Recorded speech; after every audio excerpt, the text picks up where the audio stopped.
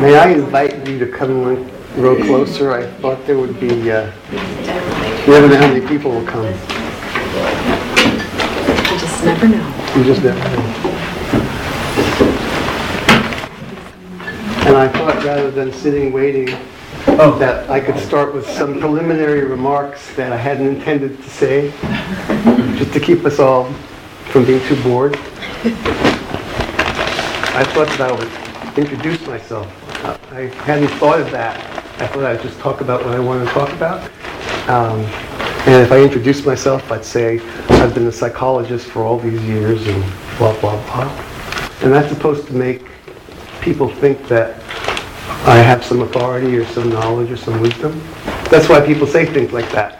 And since the topic is schooling here tonight to some degree, I just wanted to use psychology as an example of how the educational system works. I was interested in psychology because as a child I was hurting, I was depressed, life didn't feel good. So I wanted to figure out what the hell it was. So I figured I want to learn about meaning, about depth, and about what's important, all those things I want to learn. So I went to school, to graduate school. And so what happens in graduate school, to get into graduate school, you have to get certain grades on your college entrance exams, your SATs or specialized exams. And these questions are extremely scientific, extremely linear. They require a certain kind of brain, a certain kind of analysis. So at that level already, you start filtering out people who can think with their right brain, who come from their heart, or come from anything deeper than their mind, because those students can't handle it. They flunk out of statistics and experimental design. Can you imagine you have to learn complicated mathematics to become a psychologist? And if you don't have the capacity for that, forget it. And so they did studies of people who haven't had any schooling, but who are interested in helping others, and they would set them up with clients and see how they did. And then they compared that group with trained psychologists with a bunch of clients and see how they did. And you can probably imagine that people with no training are a lot more effective with people with therapy than advanced therapists. So the more schooling you get, the less effective you become. The more schooling you get, the more in your head you get. The more you're taught to analyze. Well, what is the diagnosis here? Is it this or is it that? And if it's a this, what do you do about it? And so the psychologist spends all this time figuring these things out. What's the history? What happened? All this stuff that proves to be totally irrelevant in the therapeutic process. Because what's important in the therapeutic process is a heart connection. It's an understanding. It's a linkage between two beings. And if you have a head talking to a heart, it doesn't work. So this is just an example of why you'll find if you go see psychologists in this world, it'll be very apparent to you that they self-select for the most, in their heads, disconnected kind of people. Because you have to be that way to succeed. I don't know how I did it, by the way. I consider myself an exception, but probably I'm not. So when you listen, and then furthermore, I did all this training, learning all the statistics and all this stuff, and you know what I never had to have? Therapy. I never had to have 1 minute of somebody asking me the questions I would supposedly have to ask everyone else. Like, how do you feel? What's meaningful in your life? How are your relationships? What was it like in your life? Nothing. There was never one moment in which I was required to look at myself and see what kind of person I was. And then I'm supposed to be this licensed psychologist who's supposed to help people with their stuff. And how can you possibly help somebody with their stuff if you don't know your own stuff? How can you help somebody feel if you don't know how to feel? I mean, I think to us, it's obviously insane, but that's what the educational system will do. I mean, I wasn't going to talk about any. This is just an introduction. I had imagined more people are coming, but perhaps not. So why don't we just start with what is the official material I want to talk about.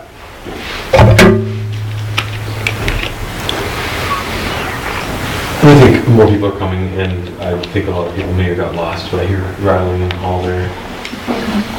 Yeah. Hi. Good ears, Daniel.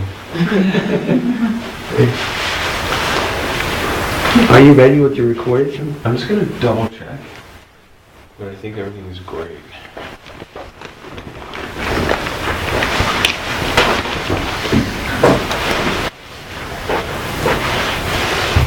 By the way, in my case, I realized in the course of my education what was being done, what was really being taught, what wasn't being taught, and I spent most of my time, energy, and money getting my own training, doing my own therapy for years and years and years. And that's what I attribute anything that I have to offer to you here tonight. It has nothing to do with what I learned in school.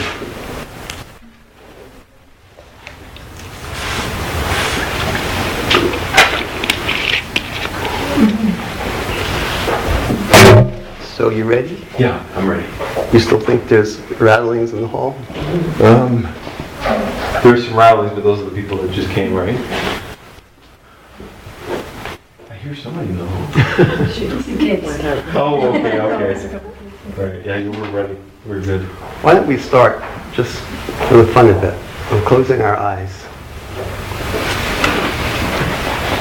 And when you close your eyes, you have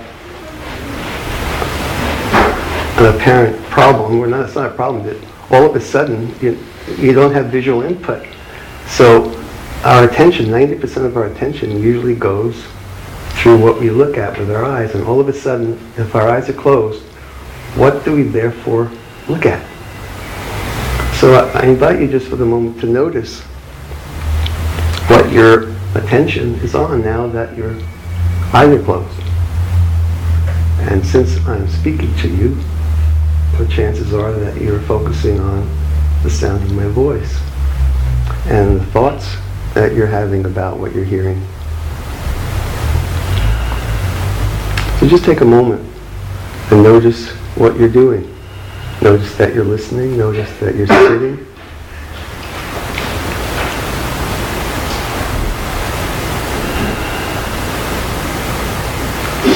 And most of the time you will also notice that you're thinking.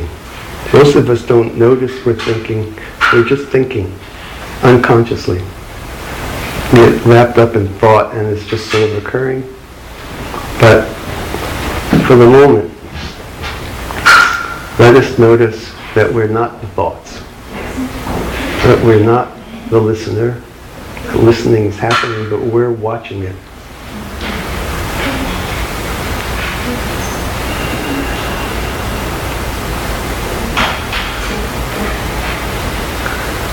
And just that we have our eyes closed and that we're focusing on something, this focusing on our mind, focusing on the fact that you're listening to these words, there is something in you that is watching your listening, that isn't affected by it. And that's the same part of you that's watching your thoughts and noticing how you're sitting in this chair. There's a part of you that's always just present. So you might hear my voice now, but when my voice stops, you're still present. When your thoughts stop, you're still present.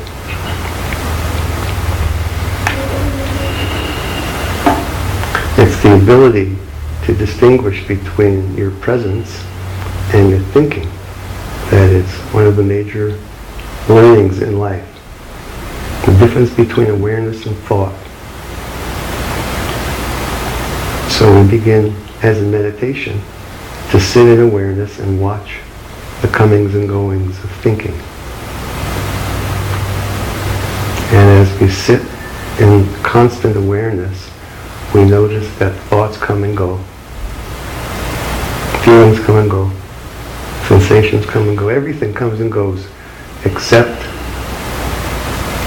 this constant awareness.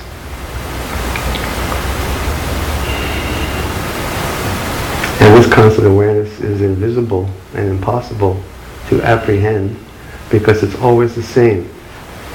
And feel free to keep your eyes closed or not. But an obvious example of this is the fact that each of us now are on this big rock hurtling through space at tens of thousands of miles an hour right now. And none of us can feel it. None of us can know it. But it's true. And our awareness has the same constancy. It never ever changes. So it's impossible to notice. But even though it's impossible to notice, it is precisely and entirely what we are.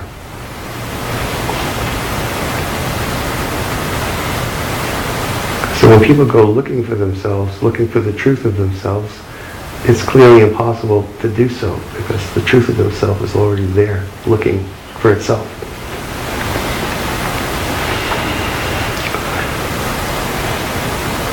So I guess this introduction is an attempt to remind us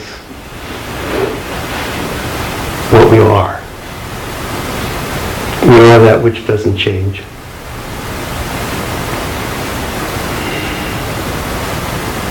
And the not changingness watches all the things that do change.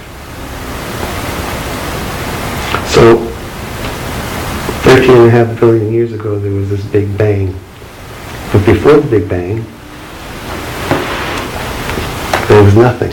No space, no time. The Big Bang hadn't occurred yet. What was present was that which is always present, which is unchanging. Or consciousness or whatever. And that consciousness, that absolute consciousness, couldn't have a sense of itself. Because to have a sense of self, there has to be a contrast, there has to be a not self.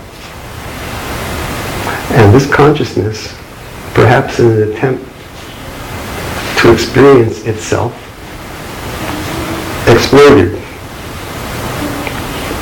Or the revolutionary or the creation impulse. And that consciousness basically said, I want to exist. And that will to exist, to be I am, is what has become our universe, or universes. Everything that is an expression of this one consciousness.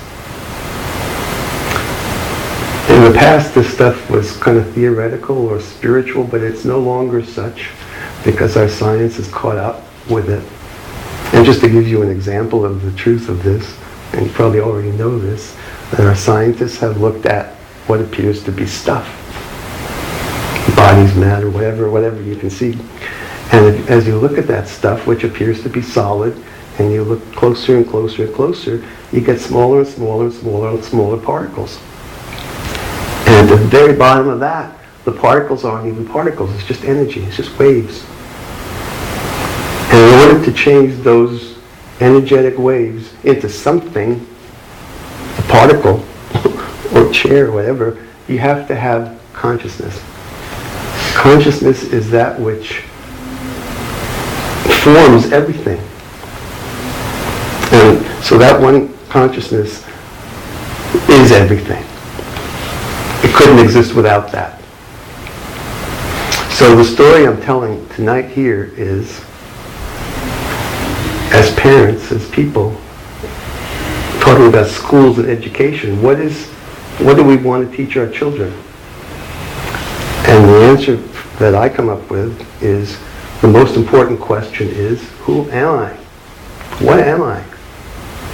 Because if I don't know what I am, how can I ever find happiness or contentment or meaning in anything if I'm running around pretending to be something I'm not, trying to get satisfaction from that false